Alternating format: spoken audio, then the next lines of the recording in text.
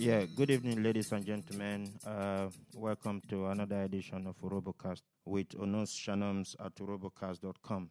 Joining me today is a father of Urhobo, um, one of the people who is championing the Urhobo cause in the UK. His name is Chief Philip Emagwetere. You are welcome to Urhobocast, sir. Thank you. Yes, sir.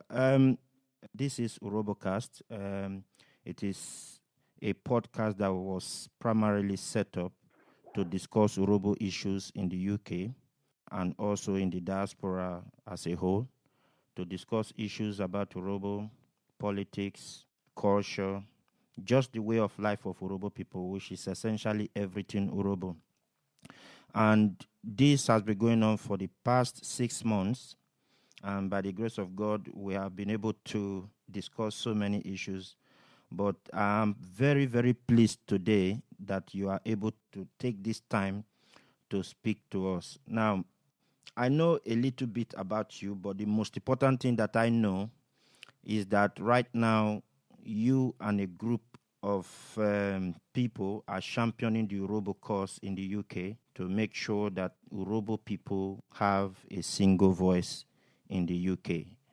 And the main fact that that is taking place, that is going on and is being championed by yourself and, you know, a few of your most trusted friends is a great thing in the Urhobo community. First of all, I want to commend you for the work that you have been doing all this while. Thank you very much, sir, because I think that Urhobo people in the UK owe you a great deal of gratitude for what you have been doing so far. Now, for today, we are going to be discussing what has been going on as far as the work you have been doing are concerned. From what I know, what you're championing is the unity of Urhobo people. So, if I may ask, sir, why should the Urhobo people unite in the UK? Yeah, thank you very much. First of all, it's my pleasure to appear in your program. It's really a privilege for me or a privilege and honor for me to be called upon to appear in your program today. This is the kind of program I think that would be good for all Urhobo people. I think that this may be a forum to let other Urhobo people know what is actually happening within the community. Now, going back to your question. Yes, sir. Why Urhobo unity? Yes. I mean, I think it's obvious for everybody to understand that as a people, especially being away from home, there's the strong need for us to live as one. Yep. To be able to act and bring ourselves together, to identify ourselves, to bring our children together. Most of us don't even know who we are. That's correct. The only way we can know who we are, the only way we can bring the children, our children we are born here, the only way for them to identify themselves is for us to be united. And this is why it is very important that Urhobo, especially here in London, we must be united to, if nothing else, to be identified as one. Yes, thank you very much, sir. That is very, very true and very, very correct, because I have actually had incidents where, you go to a place and you say that you are a Nigerian and people immediately think that you are either Yoruba or you are Igbo. And from what you have said, having one strong Urhobo with one voice should be able to tell the world out there that there is a people that is called the Urhobo people of Nigeria. Yeah, so I quite agree with you there. Going forward, it is no longer anything hidden that there are so many questions in the Urhobo community today, and question of divisions here and there, and now there is a strong need for unity of Urhobo.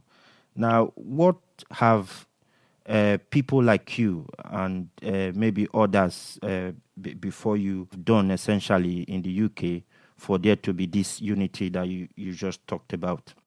I think, well, for people who follow the affairs of Urhobo and Urhobo people within the United Kingdom for the past few years, they will know that various people, they've tried to see what it can do to bring all of us together.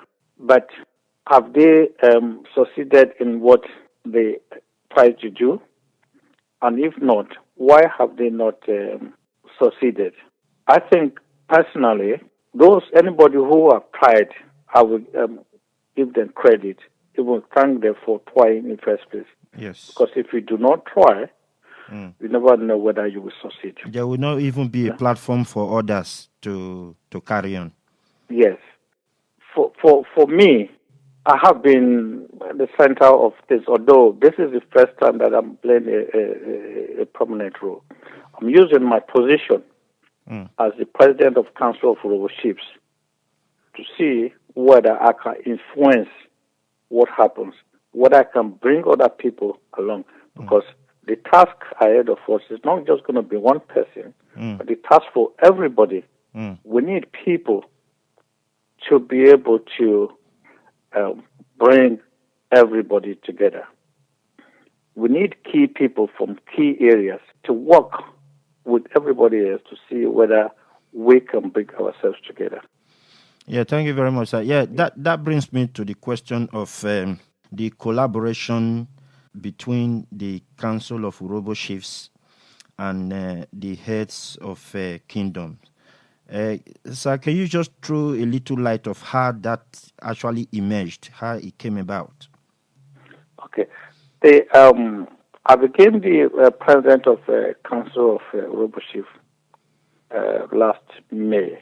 And one of the tasks I set for myself is to try to bring unity into Urhobo and the United Kingdom. So the first thing I did was to speak to the members in the general meeting to seek their permission, because I couldn't do it without their permission. Otherwise, people are going to accuse me of doing things that wasn't authorized or beyond my powers as the president of Council of Chiefs. So the first thing I did was to seek the permission of the members to allow me to go forward. But going forward, as I said previously, I need people who are actually going to do this work. And for me, there are no better people to do it than the various presidents of clans.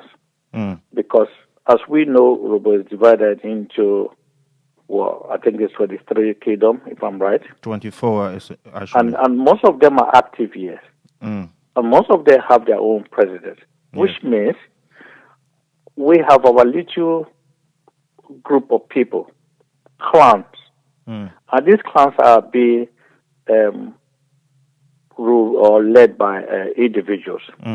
So I feel that if I can get these individuals, the clan heads on board, the clan head can talk to the people, explain what is happening, explain to them the need for all of us to be united. Now that is why I went to meet the clan head. Put the responsibility in their hands. Let them go and speak to their people, talk to your people, explain to your people the need for all of us to be united. And so far, we are making progress. Obviously, there's one or two people that may not like what we do. for obvious reasons. Mm. This is not the time to criticize anybody, but those who are not, who have any doubt as to what we do, they have their own personal reason. But I can tell you, majority of Urhobo are in support of what we are doing. Now, if I may jump to go, we've had several meetings. I've been speaking with the clan, and I get to know them as individuals. They are determined that we are going to work to ensure that Urhobo is truly united. When we talk about Urhobo unity or united, what are we really looking for? We're looking for a foundation. We're looking for leaders, and I'm hoping that the meeting we're going to have on the 24th of April will be the opportunity for all Urhobo people to come forward, both young, especially the youth, because we need them on board. Okay. Well, actually, they have more at stake than people like us. So we need the youth to come forward. We need everybody to come forward to tell Urhobo people what we want. Because this time we want to speak in one voice. And once we are able to speak in one voice, once we listen to each other, I have no doubt that the foundation that we are looking for, because that is what, to me, that is what has been missing from the Urhobo community. We have not had a very good foundation. If we have a very good foundation, then Urhobo will be forever united.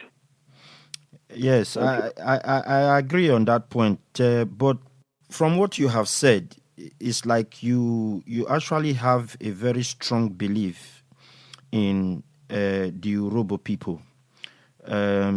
Even though, like you said, there are people who are not fully on board right now. Is it not a thing that there will be frustration at the end of the day when you don't actually see what you set out to achieve in the first place? I don't think that they're going to be frustrated at the end of the day, because people who know me, once I set my mind to do something, I do it with all my heart. I have tried it in other places before, and it worked. And the feedback I'm getting not just feedback, but I'm getting encouragement for people pushing me to say, oh, well done, keep going. This is what we have been looking for. I'll tell you one positive thing that has occurred from what we're doing so far. Before now, the various clans, the president, they never had a meeting. Maybe this is what they call expo. I tell you something that is not known to the general public. Yeah. They've agreed that whatever happened after this process, the clan heads should have a kind of regular meeting where they will be meeting themselves to discuss the activities of Urhobo. So this is not just a one-off thing, bringing all the clan heads together. Bringing them together, they now realize that, oh, hold on a minute, we could have been doing more for Urhobo if we had this kind of association, which they never had. So that's a positive aspect. So that's not gonna. I don't think that's gonna be a disappointment. I know what you mean by being disappointed if we do not end up achieving what we set for ourselves. But this is the beginning. There's positive things coming out of it already. No one is bigger than the community. Agreed. Once Urhobo people say, yes, this is what we want to do, I'm sure everybody else will follow. So I'm looking for the positive things to happen from now on. Yes. So I don't have to say any disappointment or anything like that.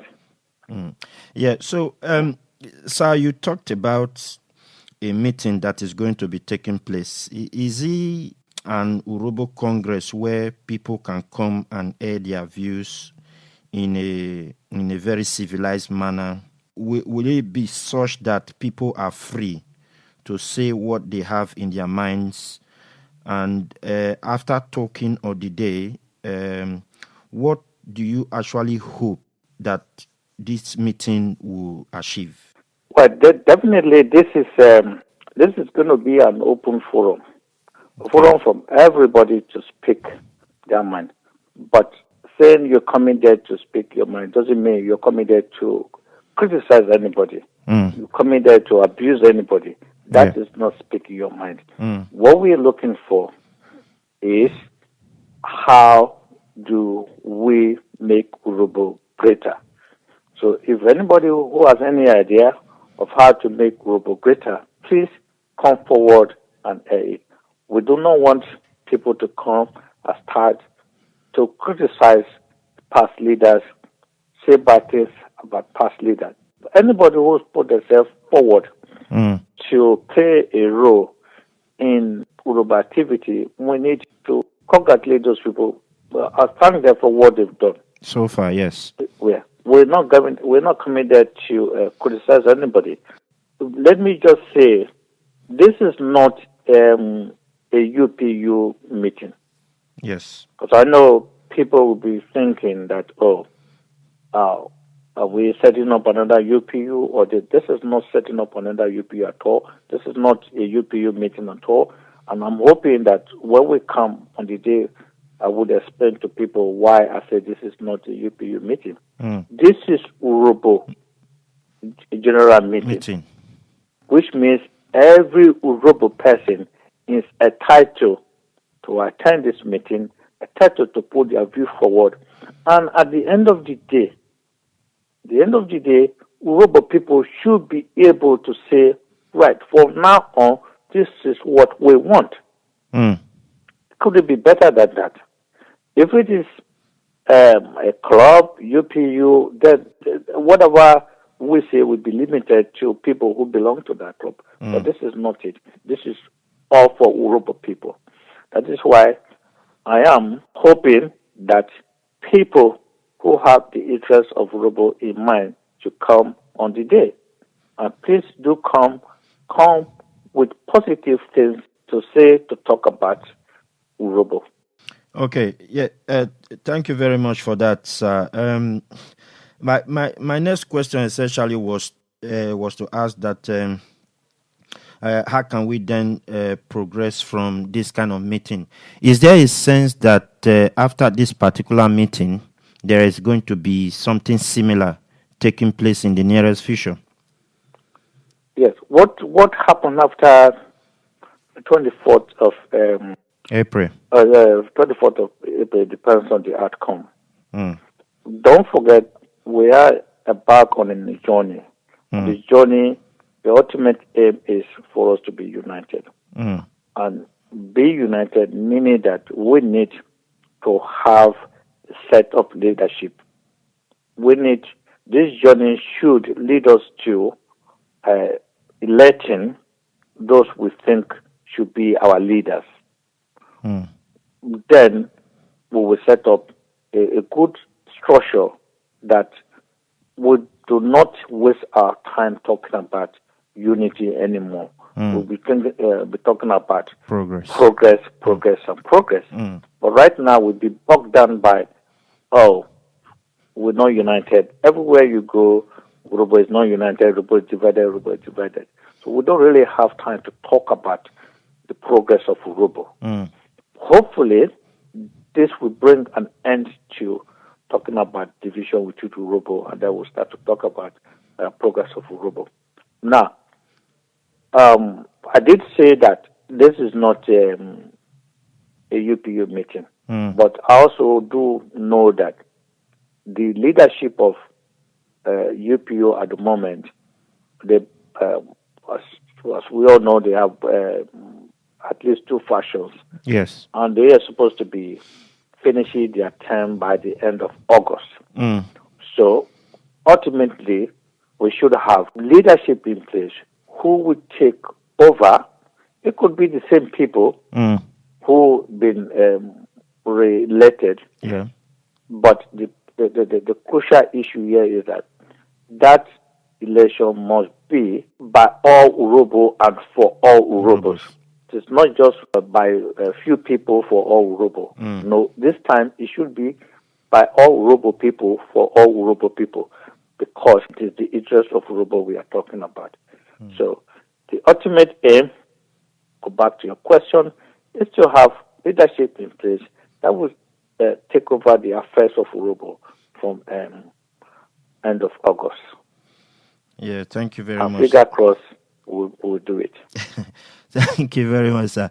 I also share in that optimism.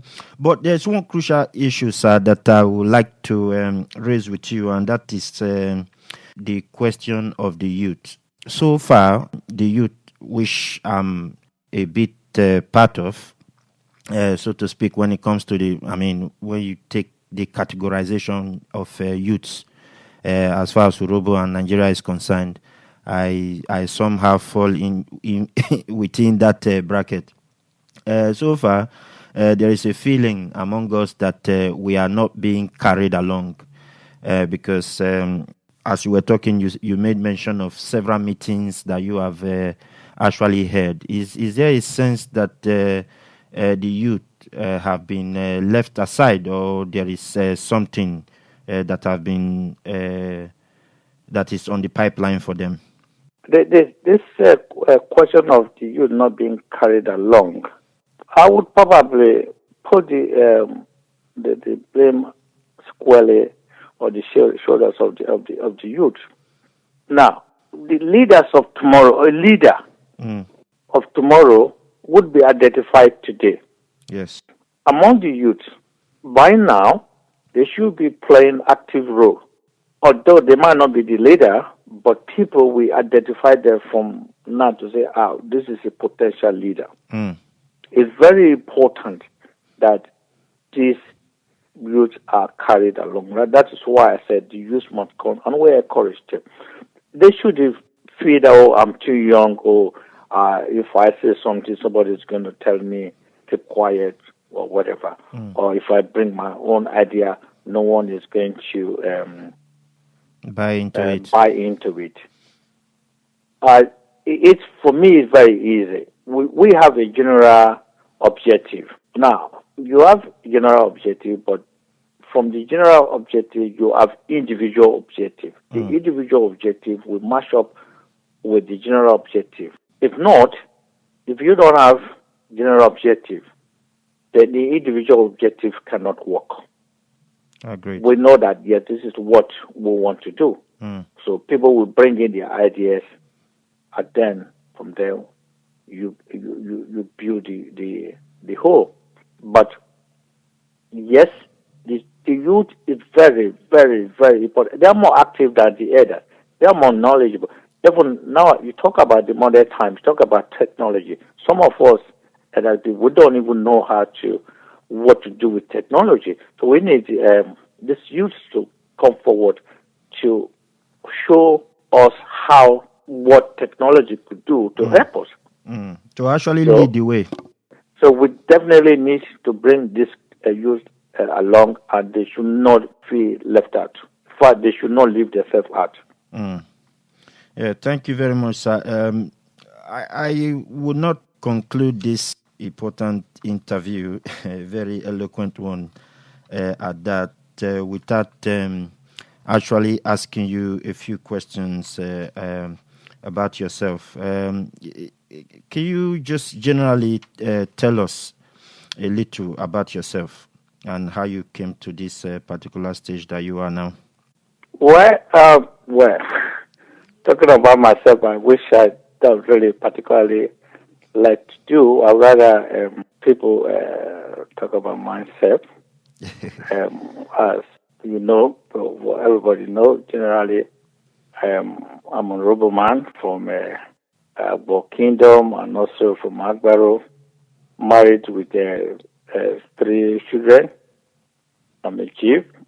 Currently, I'm still working. I work with the local government council, my own local government council, London Borough of Meeting. So don't know what more you want me to talk about myself. If not, I'll let people talk about me. People do the talking. Okay. Yeah, I think we should leave it here today, sir. I want to thank you so very much for this opportunity you have given Urhobocast to speak to you this evening. As a matter of fact, I have been thinking about this, how this would pan out and how I can actually get you to talk to us. And the difficulty that I was thinking that I was going to get, I didn't see at all. Thank you very much for this very opportunity. Thank you for talking to us. I hope that when we call you some other times to talk about other issues, because there are so many issues that have to do with Urhobo that we're trying to put to the fore. You're welcome. It's my pleasure to be of any help that I can to the Urhobo people. But before you go, I just want to say something to your viewer, your listener, that I need every help I can get. Okay. Because it is not a one-man battle. This is a battle for every Urhobo person. We all have equal stake in Urhobo affairs. So please appeal to everybody to put our hands on that to make sure we make Urhobo great. We should be proud of ourselves. We want to go to places and say, oh, this is an Urhobo man. I'm sure all our children will be very, very happy if they can identify themselves. I'm sure some people might argue, oh, but we're already doing it, but we need to do much more. So I beg every Urhobo person, man, woman, old and young, to please do their little bit they can. You never can tell what your little contribution can make. Yes. You probably think that, oh no, I'm not doing anything. Even by coming on the day, on the 24th, you've made a contribution. Yes. So please, that is my plea to everybody. Yes. Thank you very much, sir. As a matter of fact, Urhobo, you have heard it off from Chief Philip Emagbetere. At least we should be privileged that we have people like you, people like yourself, who are ready to champion the cause of Urhobo people. So it is over to you, Urhobo, and it is over to you, the youths of Urhobo. So come 24th of April, all way lead to the Urhobo meeting. It is by the way, the address. The address, I think it's in All Saints, isn't it? Yeah, it's All Saints. Okay. It's for 4:30 to about 8 o'clock. Okay. 8 o'clock or 7 o'clock. So we have plenty of time to put our heads together. Yes. So you have heard it all. 24th of April at All Saints, Old Kent Road, New Cross. Yes. Everybody, leave whatever you are doing on the day to attend this very important meeting. As a matter of fact, even if you don't contribute, at least you will hear the contribution from every quarter. And I'm just believing that each one of us that attend will take one or two things home as far as Urhobo is concerned. So once again, thank you very much, Chief, for this very important interview. And we, the youth, we are actually yearning, we are warming up to actually attend, because essentially we also want our voices to be heard as far as this Urhobo matter is concerned, because like you said, all Urhobos are stakeholders, and we must try as much as possible to pilot this ship so that at least our children who are coming behind can be proud of whatever legacies. So again, I want to thank you, sir. Thank you very much. It's my pleasure to be on your program. Thank you very much, sir. And thank you for what I talk about, people making their contribution. this is a very contribution towards making Urhobo great. Thank you. Yes, thank you very much, sir.